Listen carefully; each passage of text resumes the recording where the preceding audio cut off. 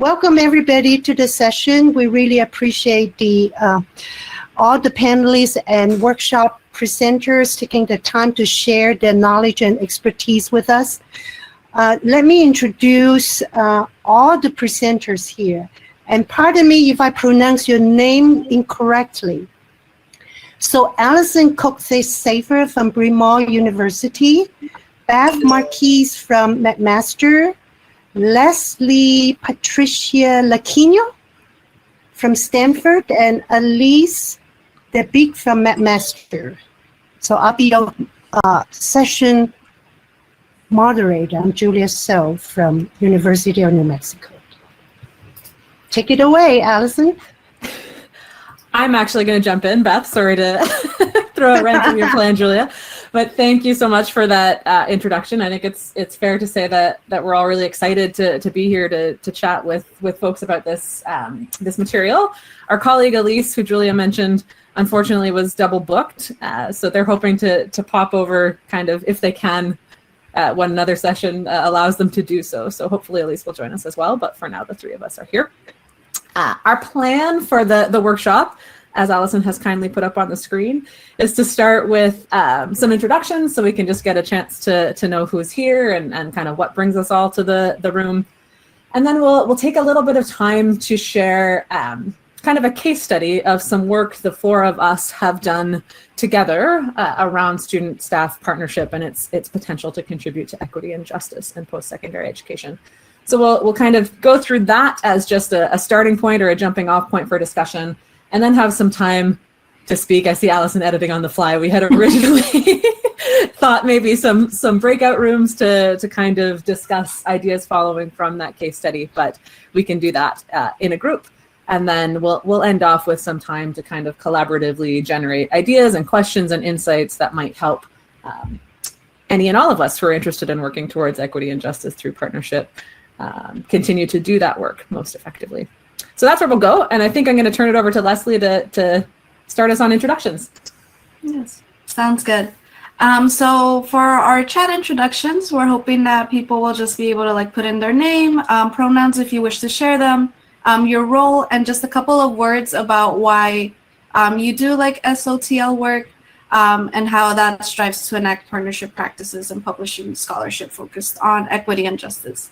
So just in case you didn't catch everything, I will put that in the chat just in case. Wonderful. Alison, this must be unusual for you not being able to see the chat. So I'm going to see if I can find a way to share it with you as well. But it's great to see the comments. Yeah, I can't see anything except our PowerPoint. So I don't know what to do about that. But you could just let me know when we're ready to move on to sharing our case. But you all can see who is here. It's all instructive to find out, what's accessible and what isn't, right? I mean, this is inequities galore. And so I think we're good to go ahead. Yeah. Thank you all so much for sharing that in the chat. Okay, so yes, thank you all for sharing. I'm sure whatever you wrote was interesting, and I hope I'll be able to see it later when maybe we can save the chat. If that's a possibility, that would be great.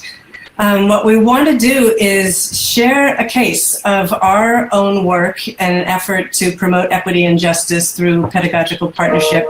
And there's a link at the bottom of this slide, and I think Leslie's also going to put it in the chat.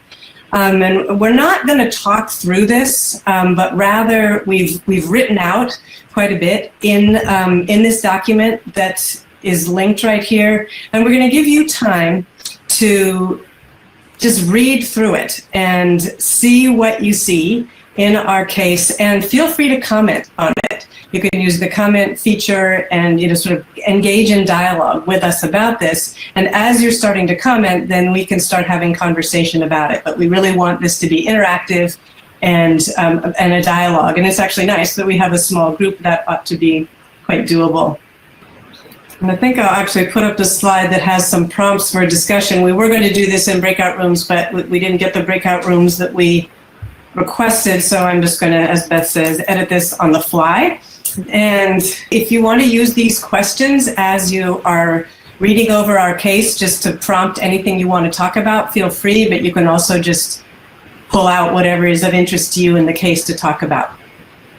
All right, thank you all so much for reading our case study and being able to, or just interacting with it through like the comments feature and just reading through it. And we really appreciate it.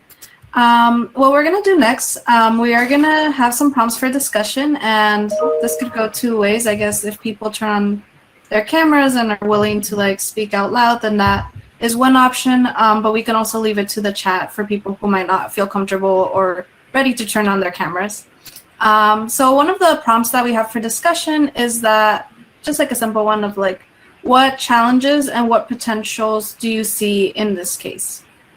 Well, I'll jump in just really quickly. I'm Peter, by the way, and thanks for the really cool case.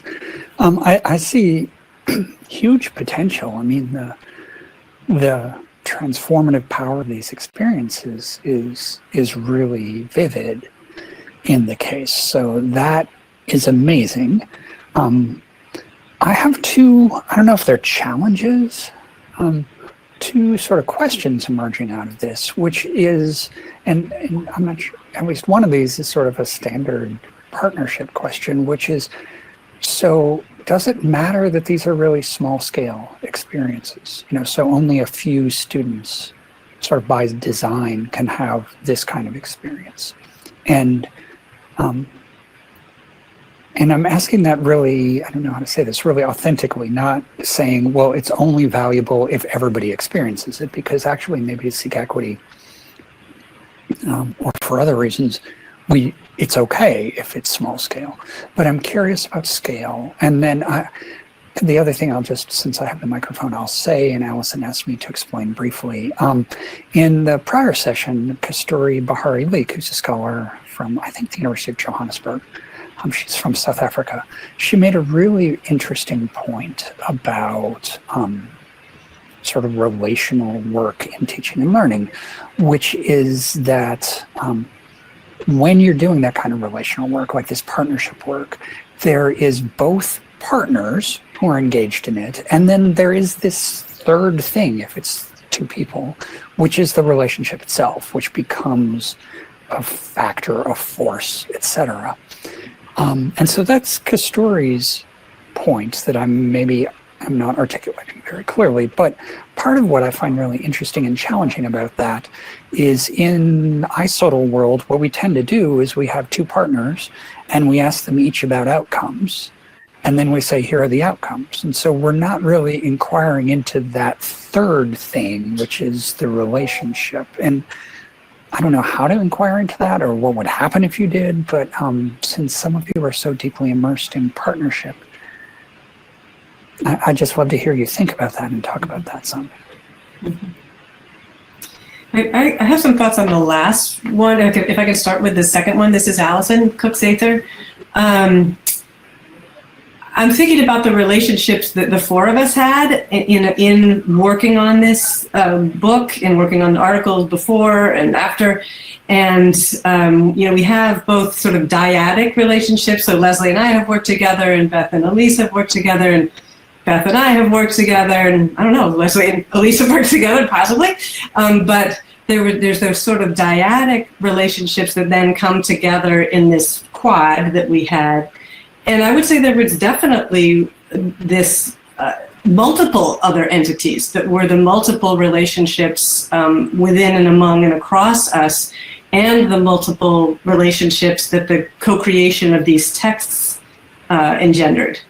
So I think it's even more multiple, maybe, and maybe this is, you mean this too, Peter, that it's just multiple. It isn't just dyadic and in a single sort of moment in time, and that those all informed, I think, the work itself and what we each carried into other contexts and other relationships and other writing. I don't know if other people, Beth or Leslie, if that resonates for you in terms of this work. We're both nodding, Allison, but Leslie, did you want to jump in? Yeah, and I guess I can kind of bridge this, the second question with the first one in terms of like partnership being kind of like a smaller scale thing. I think it's very true what Allison said about like relationships like extending beyond ourselves. Like I took a social networks class, and we're always talking about like how one person links to a bunch of other people, and then that keeps like spreading and spreading until you have like a very large social network. And I think that's part of like what partnership also does, even if it is smaller scale. Like even though partnership, like for example, in the SALT program at Bryn Mawr and Haverford, I went to Haverford College. That's how me and Allison know each other and did partnership work. But basically, yes, it was just me and like one other faculty member, but that faculty member was enacting practices that impacted, in my case, like a Russian class of like 25 students, right? And then if she keeps enacting those practices in her other classes outside of just the Russian literature class we were looking at, if she also implements that in like the beginning Russian class, like that's an even larger class with like closer to 30 or 40 students. And it just keeps multiplying. And I think that's what our hope is with partnership work, is that it does, like, even though it's just me and one person talking about these things, like these practices are seen by a larger body of students and also by a larger pool of faculty too, because these faculty members are also bringing it hopefully back to their departments and also having these conversations. So yeah, I think that's my answer to the second question and the first one. Yeah, and maybe I'll piggyback on the scale point to say, I mean, I absolutely agree with what Leslie just said as well. Another thing that I've been thinking a lot about, connected to some research that came out of that equity stream pilot, which was kind of informed by this work, connects to some of the challenges of this work too. So there's lots of people talking about the potential sort of transformative benefits for students and staff who are engaged directly in partnership. So not the people who are in the classes that get the sort of follow-on benefit that Leslie was talking about. And so, you know, I have been concerned, as many folks have, about how we can make that benefit available to a wider group of people. But some of the tensions that have also come out of there is that in addition to benefit, there's risk in doing equity focused work, that this work can also not go so well or be remarginalizing if not done carefully. So thinking about the dangers of scaling up rapidly without making sure people are kind of fully trained and supported and can engage this work with the kind of care and need for support that it brings with it, I think is also another piece of that. So yes, try to find ways to scale up the benefits, but also I think not just simply diving into that without kind of attending to the risk that's there as well, especially when folks who are participating are themselves members of equity denied groups. And then one more thing I'll say before I stop monopolizing the microphone, coming back to the relationship thing, I completely agree with what Allison is saying, and it's making me really think, and Leslie as well, and it's making me think about how we might actually assess that relational component kind of more directly in SoTL work. Some of the partnership work that I've been involved with, actually our ethics board has encouraged us to, you know, have faculty and students comment separately, in part because of the power dynamics that are involved there, and wanting to make sure, and not just our ethics board too, right? Wanting to make sure we're getting genuine feedback from people that's not necessarily shaped by, you know, not wanting to offend one partner or whatever the case may be. So I think that's a really important question, actually, that you've got me thinking about, Peter, is how do we kind of get at sort of meaningfully assessing that relational component and not just individual plus individual, while acknowledging the potential for power dynamics and everything else to mess up the data collection in that respect. I don't have an answer, but it's a really interesting thing to think about. I guess we can move on to our second question, and definitely we can still continue conversing about the first, because all of our questions are pretty interrelated. But the next question we have for the group is, what parallels or differences do you see or could you imagine in your own partnership-based SoTL efforts? And I'll also put that in the chat. Well, I'll fill the silence briefly, but Lori Puckloff has something in the chat also that might be of interest to folks if you can see that. But Leslie, and I don't know if this is responsive or I'm just stuck on and still thinking about the responses you and Beth and Allison had earlier. But one of the things that your case is making me think about, in the ways, especially if, I don't know if Leslie, it's your work particularly, or Elise, or whose, but thinking about epistemologies, it strikes me that maybe, at least for myself, why I haven't been thinking about the relational outcomes of this is because I have assumptions about what education is for, and it's, for individual outcomes. And so I wonder if part of the why we're asking the questions we are about what comes of partnerships is because, at least implicitly, we don't value the fact that these lasting relationships come out of them, and that in itself might be a good, right? It doesn't have to be a good thing because it teaches me these skills, or it helps me develop this confidence or this ability or something like this, but I have a relationship with this student, former student partner, that persists, and there's just value in that, but that tends not to be, at least how I was trained, I guess, brought up to think about education, and maybe that's too narrow of a conception of education.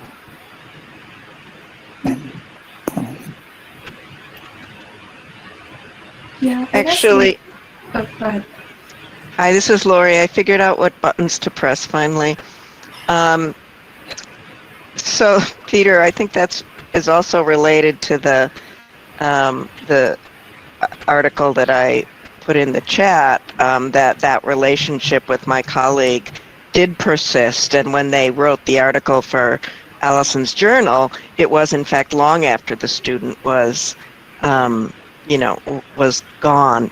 But one of the things that I thought about a lot when I was editing that issue of the journal was what's the difference between really thinking about partnership and having a special relationship with a student, which everybody's had just kind of students that they connect with through the years, but it seems there's some intentionality or something that's different when we're really talking about partnerships. So I don't know what you think about that.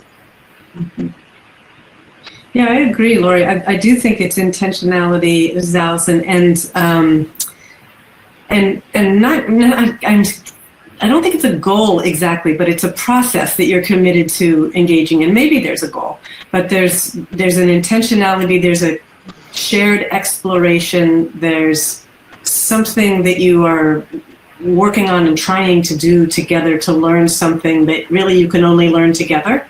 It's sort of like what makes good group work good. Yep. it's that you couldn't do it by yourself, right? You just couldn't. Yeah. So there's something there, I think, in what you're making me think about. That makes a lot of sense, what you just said. Yeah. And I love what you said, Lori, about the time, right? The time has passed. Yeah, a lot of time had passed. And that's often the case when people write about their partnership work. They're looking back. I mean, almost always people are looking back, and sometimes it's years and years. And it actually brings the partnership experience itself back to life, which links, Peter, with some of what you were saying, I think, about valued outcomes, what we pay attention to as the purpose of education, sort of the capacity to continue to think critically and revisit and dig deeper into understandings of various kinds. I feel like there's something there. And kind of to add on to Peter's initial question about the individual gains and how that is still relational. When I think of individual gains, I do see the confidence and the deepened knowledge, what I wrote in the case study that we read.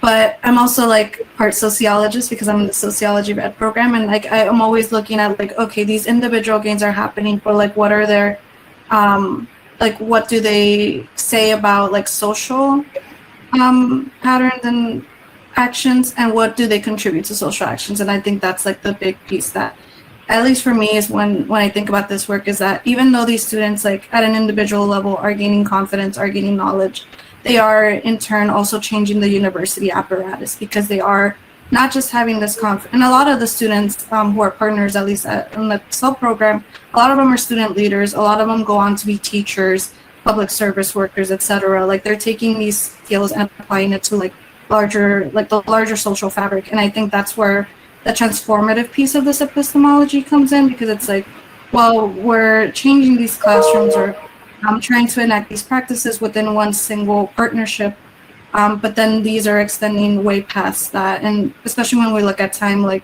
if we look at like the careers that partners in the future pursue, they're able to take all these like different skills that they've gained and implement them. And I think that's where it kind of contributes to education not just being for the individual, but education also having merit like in the social fabric because of the individual gains, if that makes sense.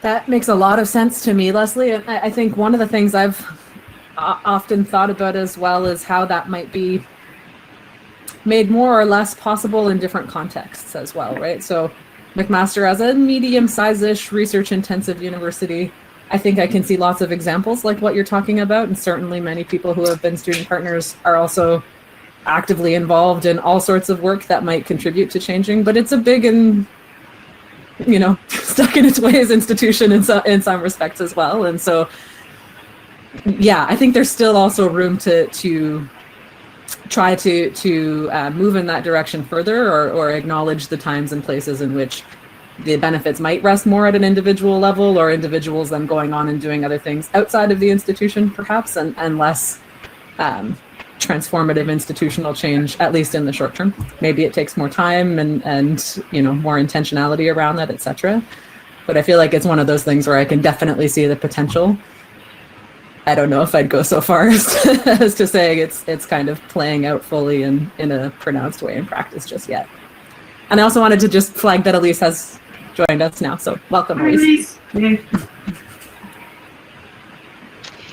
I'd like to respond to this second question, parallels and differences. In our center, we have a SoTL program, and I would say we've done sort of informal support of student partnership projects, thinking about doing that more formally, but we haven't put those two things together.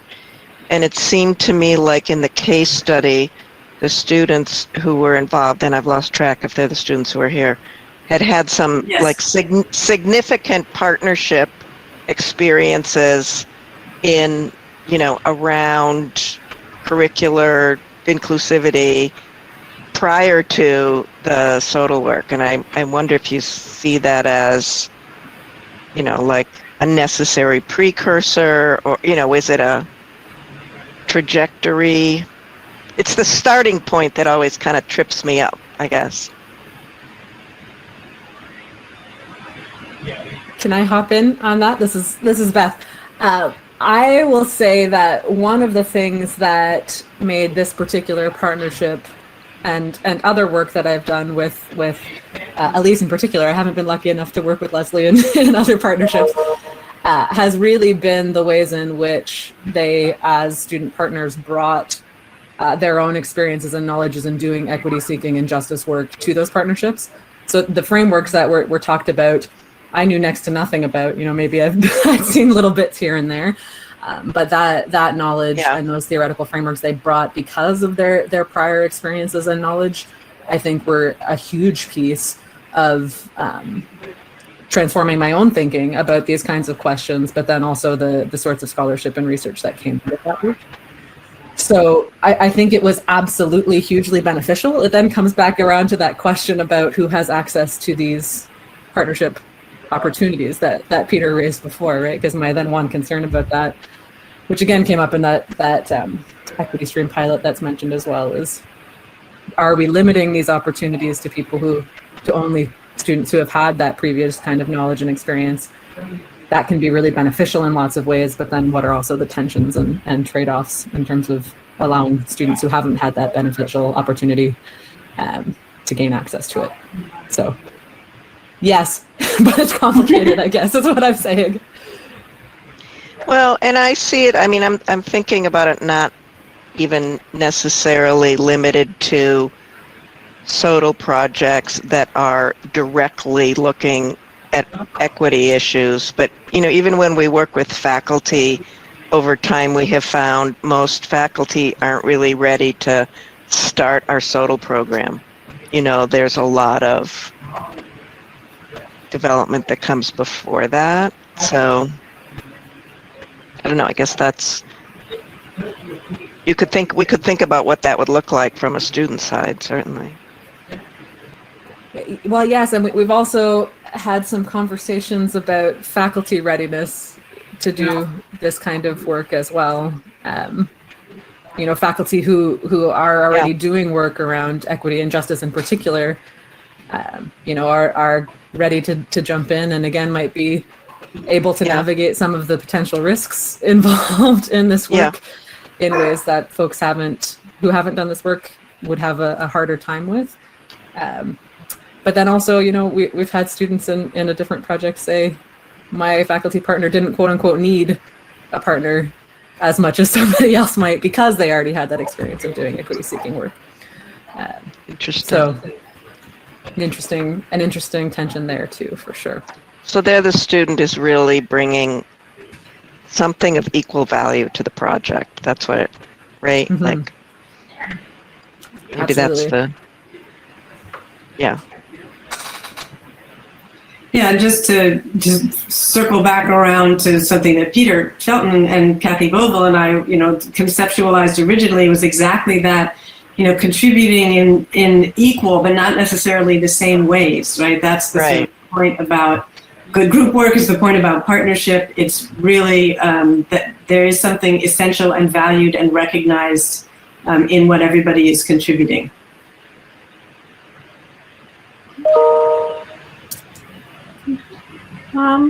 Before we wrap up our questions, I do have one more question for us. I'm going to put it in the chat as well. But we're just wondering, what insights, questions, do you want to bring to the group to inform further research that enacts equitable and just practices and co-authored scholarship born of that research? I think this question about what are the different partners bringing to a research situation. I mean, this goes back to kind of Peter's question from the beginning about the relationship. Mm-hmm. Not just what are they taking from it, but what are they sort of coming with and contributing. That's pretty interesting. This is a question I've sort of struggled with, that at the end of each of my classes, I've asked my students, would you be interested in engaging with me in scholarship about this class? And a lot say yes, but that I always find it hard to figure out what is the actual value proposition that I'm offering to them, knowing the amount of work, when they sort of say yes, sort of in this short reflection, I don't think they're really thinking this is a potentially 1 to 2 year project before they see any results of it. So that it's it becomes really hard for me to think about how do I, articulate what's valuable to them in this process, especially since, they're not majors in my field, they're not planning to go out in my field. And I've struggled with that. So I don't know if you have thoughts on how that can contribute to how we do that through an equity and justice lens, knowing that they probably won't see, at least the benefits that we are used to thinking about through a publication. Well, what do they say, Dan, about why they want to do it? I mean, is that part of the invitation? Is it an asking them, what is it that you want to get out of this? Because, maybe it's not possible for us to decide what students want to get out of it. They, may have stuff. I found students have things they want to get out of things that I hadn't even thought of. So is that part of your invitation, to ask them explicitly why they want to do it? I've only had that discussion, and partly because I've not really had the time to know that, okay, I'm ready to do this. So I've only had the discussion loosely with a few, and it seems like a lot of them really, and I don't want to say at the start, hey, this is going to be a 9-month process and we'll take X number of hours, so I think a lot of them aren't really certain, what actually would be involved, and then trying for me to figure out, well, what's a small scale thing I could do is where I've sort of got it stuck. Mm-hmm.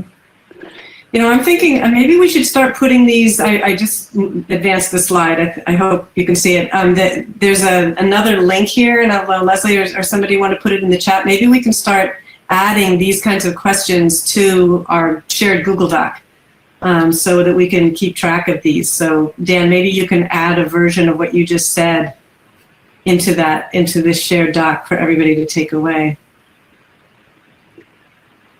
I want to add something to Dan's really good question in this exchange too, because what Wesley's comments and everybody's comments so far have gotten me thinking that, what the research says is the biggest gains often from partnerships aren't these tangible things. You get to write a project, a paper or something like this, right? But you develop a sense of confidence and agency and voice.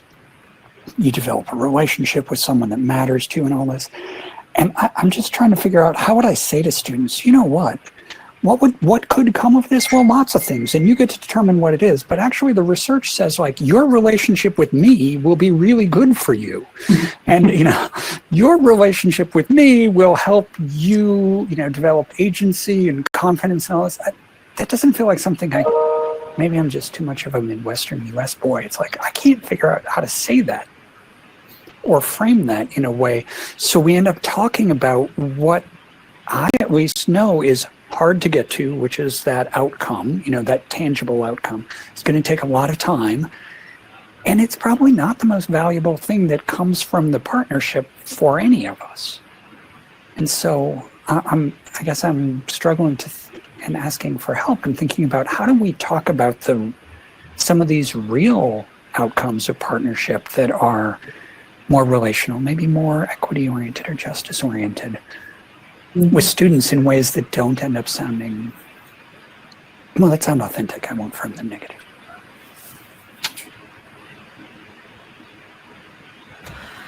This is also making me think about, anyways, and just making me think about for whom those relationships are most beneficial always as well, right? And so not presuming or assuming that a student may come into this wanting to have the benefit of a particular kind of relationship with a faculty partner or a staff partner. But yeah, I think it's interesting to think about in those terms as well. And I hesitate to ask Elise to jump in, but I know they've done some thinking that has shaped my thinking about that as well. Are there ways in which we can also facilitate meaningful relationship formation for students among themselves, for instance, or with other partners that doesn't necessarily have to be through an institutionally mediated faculty kind of placement as well? So I share your concern, Peter, about how to make that authentic, but also maybe just broadening that a little bit as well to kind of think about other kinds of benefits that might not be as directly beneficial to the faculty-student relationship. I don't know what I'm trying to say anymore. I'm going to stop.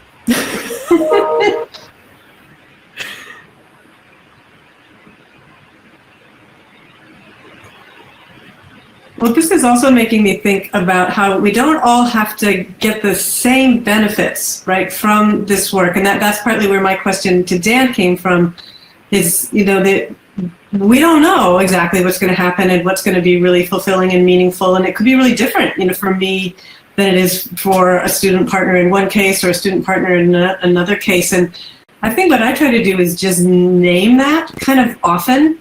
Leslie will remember this, and just articulate what I'm experiencing and what I get out of it, and invite other people to do that too, without the expectation that it'll be the same thing. It's like what you get out of it is also is as different maybe as what you bring and put into it, but equally valuable. So that on both ends, maybe that's an important thing to think about, which is I think why I resist the language of shared goals when people talk about partnership, because I feel like maybe not shared goals, but shared process in some way for multiple goals. I'm not sure if that's making sense, but that's what this conversation makes me think about. Yeah, and that helps me clarify what I was trying to say too, Allison, which is, in part we've had some people say they wanted to be part of this because they needed the pay. Yeah. Or they needed something that they could put on a CV for, particular kinds of career goals. And so I think it's really easy to just get in a mindset of being like, this is all about relationship and process, etc. But that might not be where everybody's at. And there's also a certain kind of elitism that can be embedded in a presumption that it needs to be about relationship and goals and shared goals, that kind of thing. So I like that sort of both and, or different and individual goals within a shared framework or something. So I could pose another question going back to the idea of like differential goals. And I feel like one of the experiences I had trying to launch this type of program at a very large school, not Purdue University, where we have 40,000 undergrads, I think. And I need to frame it as the benefits are for all the other students in the class. So like when I frame this, the student partner, you know, I sort of personally think that they will see and hope they will see profound benefits. But, you know, the framing that I need to sort of put forth to the leadership of the institution is that this is sort of an intervention for all the other students. So it's interesting just thinking about sort of how we can talk about the benefits in different ways for different audiences and different people. And I don't know if that's experience a lot of others have had, or there are sort of ways you think about navigating that, you know, and even in terms of the relational, you know, like part of the pitch I make is that this will facilitate the construction of relationships between the instructor and all the other students in the class, you know, and I sort of am thinking, and there will be this great relationship with this, you know, one student, but you know, that's not what sort of the administration is interested in. Mm-hmm. Mm-hmm. Since we're wrapping up, I have a question for everybody. I have heard everybody mention the term student kind of umbrella-ly, but I was wondering, the students that you partner with, are they the minoritized group? Or that's my question number one. Number two is, did you purposely reach out to a particular student from the minoritized population? Or it just happened randomly?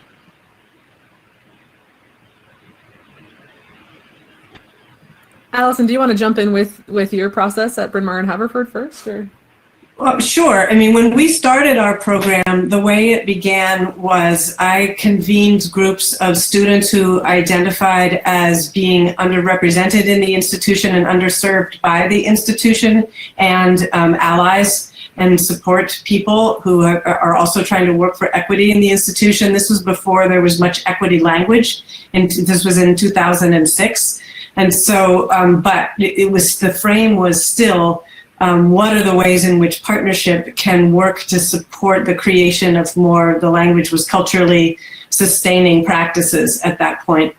And so from the beginning, our program was premised on and developed by the leadership of students, in our case, 5 students of color, 5 BIPOC students. And I think partly because of that, it got a reputation for being a space where students with minoritized identities or marginalized identities felt like they belonged and had a voice and mattered and could make a difference in the teaching and learning that happened at the institution. And so it's remained both sort of reputational and intentional to try to include as many students who otherwise wouldn't be heard in sort of more typical leadership positions on campus, say. And the work itself is always, regardless of who is doing it, is always equity focused, I would say, in our program. Thank you. Sure. Yeah. And at McMaster, our process was different than that. When we first started our program, it was piloted with one particular small interdisciplinary program on our campus, so only had a small number of people who applied. It then was kind of opened up to everyone, and we have, as time has gone on, attempted to be more attentive to equity in hiring processes through that program. So starting by, reviewing application questions or putting in explicit indications that we're hoping to work with the widest range of people possible, including members of equity denied groups. And then for several specific projects or streams of the program, we have particularly named that we're hoping to partner with students who identify as members of equity denied groups.